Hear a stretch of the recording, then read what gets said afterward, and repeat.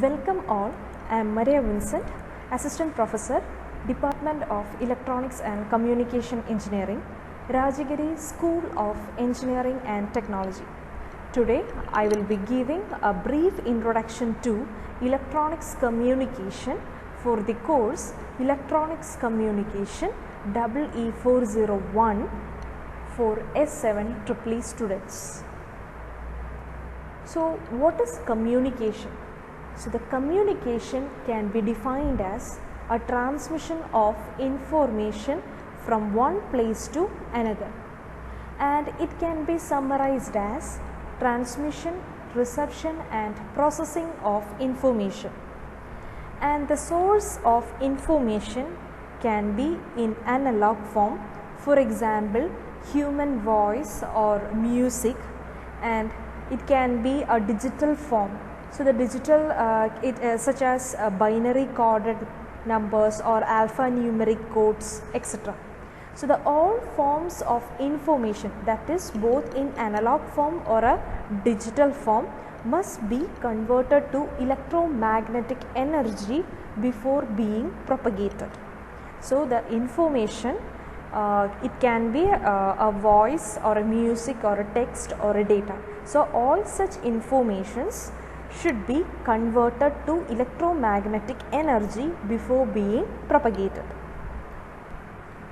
So in this slide we are going to discuss the evolution of communication, and it is started with smoke signals. So the smoke signal is considered as the oldest form of communication, which is a form of visual communication which is used to pass the information over long distance. For example, if anyone want to indicate any danger sign, or if anyone want to gather somewhere, so for all such purpose we can make use of this smoke signals. Later we start using carrier pigeons. Maybe in a few films you may noticed that it is occasionally been used throughout the history of different cultures. And later in 1837 Dr. Morse used electromagnetic induction to transfer the information in the form of dot, dash and space. So for each dot, dash and space is having its own meanings. Then after that the Galileo Marconi developed, demonstrated and marketed the first wireless telegraph, and in this wireless radio we are able to listen all the news or all the informations, but one of the disadvantage which we faced is we are not able to talk. Then by considering all such disadvantages, in 1876 the Alexander Graham Bell successfully transferred the human conversation over a metallic wire using a device called a telephone. So with the help of telephone, the people at a different country can even talk each other. Then later we start using fax, that is electric printing telegraph, where we can communicate or we can pass the information to others. Then later in 1973 the Martin Cooper, a Motorola researcher and executive, made the first mobile telephone. But it covers only a few range, for example walkie-talkies and all. Later we start using internet. Then with the help of internet we start sending emails to different countries, and now we are using the handheld devices like smartphones, and each smartphone is having different apps, and with the help of such apps we are able to communicate at anywhere at any time with a seamless connection. Then what is next? We want to think as an engineer we have to contribute for the next future. So in this slide we are going to discuss electronic communication system. So this figure shows a simplified block diagram for electronic communication system, which comprises a transmitter, receiver and a communication channel. So our information which has to be transmitted is given to a transmitter, and from the transmitter we are sending our information to the receiver. So that information can be audio or a video or a computer data, etc. So before being propagated, our information should be converted to electromagnetic energy. Then we have to given that electromagnetic energy as wave to the transmitter, and from the transmitter we have to send our information to the receiver. So between the transmitter and the receiver we are having the communication channel. So the channel can be either a wireless channel or a wired channel or a fiber optical cable. So if in case of mobile communication, both the transmitter and the receiver were mobile phones, so the channel will be what? A wireless channel. So similarly it can be either a wired or a wireless channel. Then the receiver, so at the receiver we have to get back your information in that original form, so that it can be either a digital or analog form. So we have to regenerated or we have to recovered our original information from any one of the form. So between the transmitter and the receiver we are having the channel. So at the channel maybe some noise will be added to your information signal, so that maybe our signal strength reduced. So this is what electronic communication system, a simplified block diagram for electronic communication system, which comprises a transmitter, receiver and a communicator. So next we will discuss the electromagnetic frequency spectrum. So the communication can be accomplished by converting our original information to an electromagnetic energy, and it is transmitted to one or more receive station. So already told in the first slide that our information can be in analog form or a digital form. So before being propagated we have to convert that information to an electromagnetic energy. So this electromagnetic energy travels in the form of a wave which travels at a speed of 3 into 10 raised to 8 meter per second. That is a speed of light, the velocity of a light. So all the electromagnetic energy will travel in the form of a wave which is at 3 into 10 raised to 8 meter per second. So all such electromagnetic energy is distributed throughout an almost infinite range of frequency. So all such waves or electromagnetic wave is distributed throughout an infinite range of frequencies.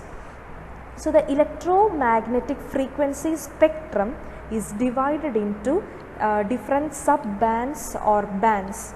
So depending upon our requirements, for example, as time progress or year by year, our user demand is also increases. So what we are expecting is we have to communicate the information at very high speed. So that is why we are increasing the sub-bands, or we are expanding this electromagnetic spectrum. So the electromagnetic energy is distributed throughout an almost infinite range of frequencies, and all this electromagnetic frequency spectrum is subdivided, or it contains different sub-bands. For example, ELF, that is extremely low frequency, VLF for very low frequency, then low frequency, then medium frequency, high frequency, very high frequency, ultra high frequency, then super high frequency, then extremely high frequency. So these are the different bands within the electromagnetic frequency spectrum. So this frequency spectrum is divided into different bands, and each band is having its own applications. So, an union, that is an international telecommunication union, which is an international agency in control of allocating the frequency and services within the overall frequency spectrum. So, within the overall frequency spectrum, that each allocation of the frequency and the services and applications, everything is done with the help of, or it is done by the International Telecommunication Union. So, under them they are dividing the service and they are expanding the frequency range. So, what is the frequency of audio signal?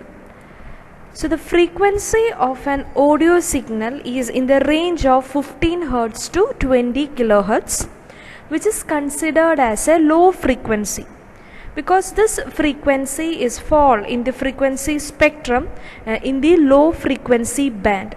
So, this audio signal is considered as a low frequency signal. So, can sound travel long distances through air? The answer is no. Even the sound from a loudspeaker can propagate only over small distances, and that sound can mix up with other sounds from nearby speakers. So, in the previous slide we already told that a sound or human speech is having a frequency range of 15 Hz to 20 kHz, which is considered as a low frequency signal. So, such a low frequency signal is not possible to transmit as far as possible. So, what are our requirements? So, our requirements are, we want to send an audio signal to far off places and we want to avoid mixing with other audio signal. So, the solution to this requirement is modulation. So, to understand the modulation, we have to familiar with some terms.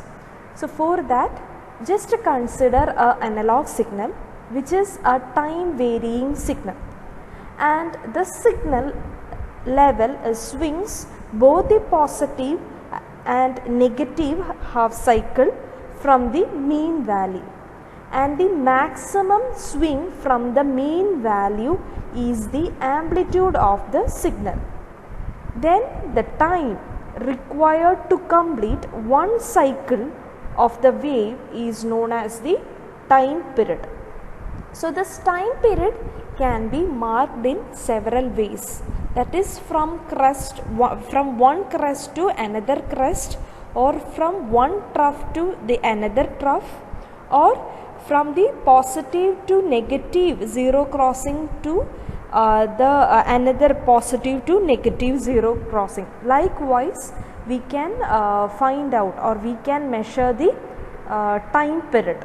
So, the wavelength, the term wavelength is the distance travelled by the wave during one time period. So, the wavelength is a term which is described as the distance travelled by the wave during one time period, and inverse of time period, inverse of the time period, or we can say the number of cycles in 1 second is known as the frequency of the wave. So, we are having the amplitude, then time period, then a cycle, one cycle, then we seen the wavelength, that is the distance travelled by the wave, then inverse of the time period gives the frequency of the wave. So, such an sinusoidal time varying signal can be mathematically described as V of t is equal to Vm into sine 2 pi ft plus phi, where V of t represents the signal level at any time instant of wave, and Vm represents the amplitude, then f represents the frequency of the signal, then phi represents the phase of this wave. So, this is what an analog signal. So, now we will move to the concept modulation. It is necessary to modulate the source information such as the audio or video or a text message onto a higher frequency analog signal called a carrier. So, the carrier signal carries the information through the system. So, from this name itself, it is understood that this carrier signal is used to carry our informations. So, the information signal modulates this carrier by changing either its amplitude, frequency or phase. So, the modulation can be defined as it is the process by which the amplitude, frequency or phase of the carrier signal is varied in proportion with the information signal. To understand the concept modulation, here I just consider a simple example. The two friends Alice and Harry wants to communicate, but they both are standing at either side of a river. Even if they shout also, they are not able to communicate properly. So Alice uses a simple technique. She writes the message on a paper and wrap it around a stone and throws the message to the Harry. So Harry catches the stone and throws the stone away and reads the message.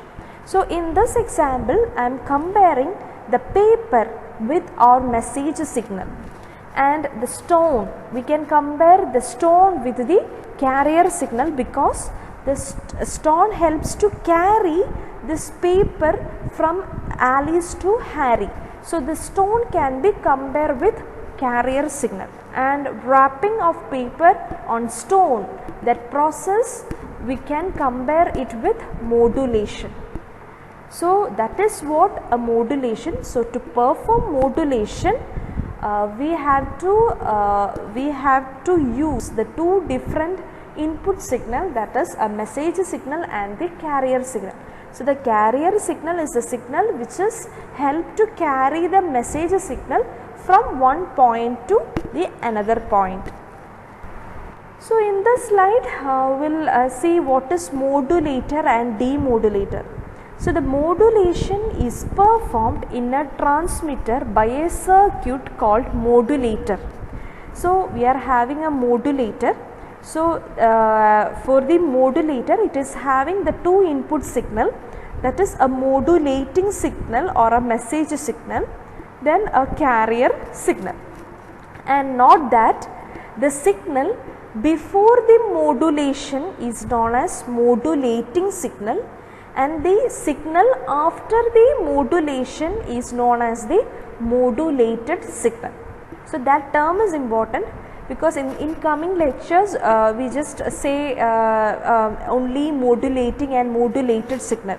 So the signal before the modulation is known as modulating, and the signal after the modulation is known as the modulated signal.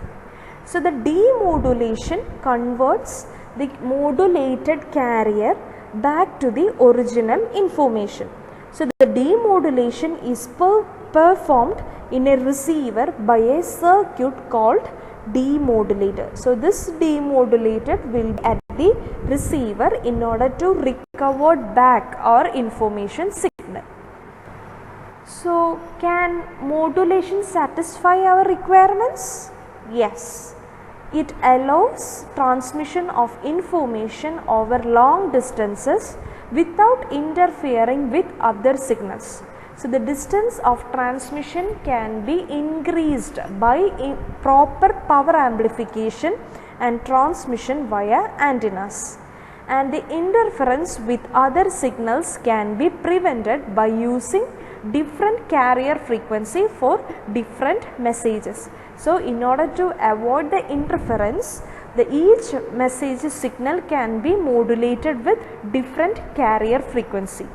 Hence, at the receiver we are receiving the signals with different frequencies.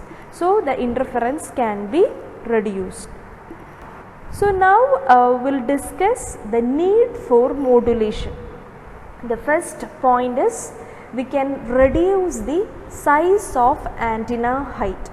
So the size of the antenna is directly proportional to wavelength of the signal, or we can say it is inversely proportional to 1 by frequency of the signal. So frequency means the inverse of the time period, or we can say the number of cycle in 1 second. So to understand this concept, just consider an example. If f is equal to 3000 hertz, which is considered as a low frequency signal, okay, then lambda is equal to c by a, which is already know, the wavelength of the signal is equal to c by f. Already told, the electromagnetic wave will travel at a speed of light. So c is equal to 3 into 10 raised to 8 meter per seconds divided by 3000, where f is given as 3000 hertz, which is equal to 100 kilometers. So the size of the antenna which we are preferring is either lambda by 4 or a lambda by 10. So either we can choose the size of the antenna as lambda by 4 or lambda by 10, which is a standard one. So in this example, I just consider the size of the antenna as lambda by 4. So this lambda by 4 is equal to 100. So lambda, or that size of the antenna, is equal to 25 kilometer long. Means if we are using the signal as frequency 3000 hertz, then in order to transmit as well as in order to receive such signals, we have to make use of a antenna with a height of 25 kilometer. So next we'll consider, instead of f is equal to 3000 hertz, now we can consider f as 100 megahertz. So now we increased the frequency from 3000 to 3000 hertz to 100 megahertz. Similarly, lambda is equal to c by f. So where c is equal to 3 into 10 raised to 8 divided by f is given as 100 megahertz. So 100 into 10 raised to 6, which is equal to 3 meters. So in the here also we taken the size of the antenna as lambda by 4, which is equal to 3 meters. So which is equal to, that size of the antenna height is equal to 75 centimeters only. So if we are increasing the frequency of the signal, then we can reduce the antenna height. So in case of modulation, we are modulating a low frequency message signal with a high frequency signal, carrier signal. So that is, we are up converting the frequency from a low frequency to a high frequency signal. So if we are sending the information at a very high frequency, then the antenna size, the antenna height can be reduced. That is one of the need for modulation. So next one is we can avoid the interference and noise. So all the commercial FM station broadcast voice and music signal in the range of 300 hertz to 15 kilohertz. So for example, in our area we are able to use both Radio Mango as well as Red FM at the same time, and both are sending the voice as well as the music signals. But in order to avoid the interference, what we are doing is we are modulate that two different FM signals with two different carrier frequency.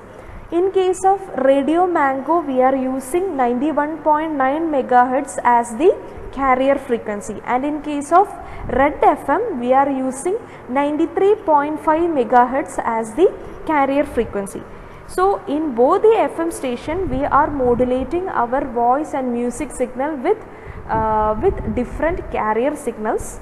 So what happened is we can reduce or we can avoid the interference as well as the noise. And the third point is we can provide multiplexing, that is multiplexing means we can combine different information and we can send that signal over a single channel. So, if we are able to modulate different signals with different carrier signal, then we can perform the multiplexing, and over a single channel we can transmit more than one number of signals. Then next is for efficient transmission, that is the received power is inversely proportional to 1 by lambda square.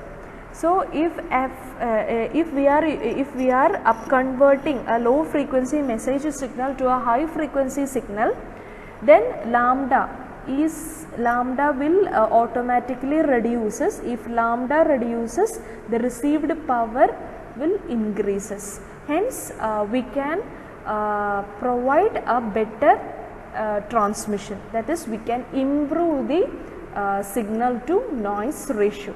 So, these are the few advantage, or these are the few requirements advantage of modulation. We can reduce antenna height, we can avoid the interference and noise, it can provide multiplexing, and it can improve the transmission. So, next we'll discuss different types of electronic communication system. So, the electronic communication system can be broadly classified as two, that is analog communication system and digital communication system. So, the analog communication system is a system in which the energy is transmitted and received in analog form. With analog communication system, both the information and the carrier signals are analog signal, that is both the information and the carrier signal are time varying signals. And in case of digital communication system includes the digital transmission, that is we can either transmit in the form of ones or zeros. So, with digital transmission there is no analog carrier and the original source of information may be in digital or analog form. So, there is no analog carrier and the original source information may be in digital or analog form. So, now discuss different modulation techniques. So, within the analog and digital communication system, they are having its own modulation techniques. So, just consider a sinusoidal carrier signal where S of t is equal to A into cos 2 pi fct plus phi, where A represents the amplitude, Fc represents the frequency and phi represents the phase of the signal. Suppose if both the information and the carrier signal is analog, then we are having three different types of modulation techniques, that is amplitude modulation, frequency modulation and phase modulation. Similarly, if the information signal is digital and the carrier signal is an time varying signal or an analog signal, then the modulation technique can be classified as ASK, FSK and PSK, that is amplitude shift keying, frequency shift keying and phase shift keying. So, if both the information and the carrier signal is analog signal, then we can classify the modulation technique as AM, FM and PM. So, AM, FM and PM is considered as the analog modulation techniques, and if the information signal is digital and the carrier is analog, then the modulation techniques can be classified as ASK, FSK, PSK, which is considered as the digital modulation techniques. So, in this lecture we discussed what is communication, then evolution of communication, then we have seen concept modulation and what are the needs for modulation and different analog and digital modulation techniques, that is for analog we are using AM, FM and PM, and for digital modulation technique we are using ASK, FSK and PSK. So, in the next lecture we are going to detail the concept amplitude modulation. Thank you.